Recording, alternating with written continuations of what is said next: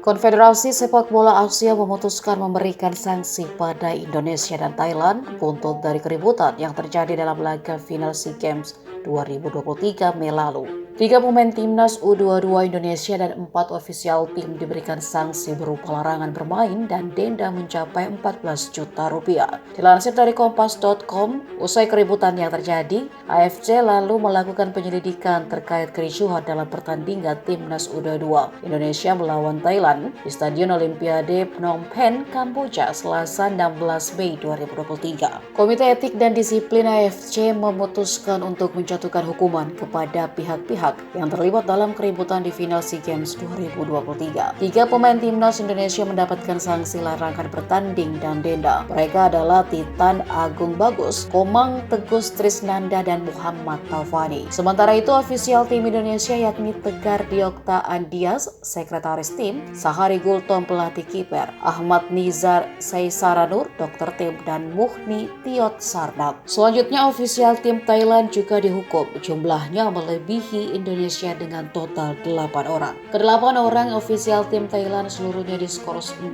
pertandingan, tetapi tak seluruhnya mendapatkan denda. Meski demikian, Federasi Sepak Bola Thailand dijatuhi denda $10.000 Amerika Serikat atau sekitar 149 juta rupiah karena melanggar kode disiplin dan etik AFC pasal 15.1.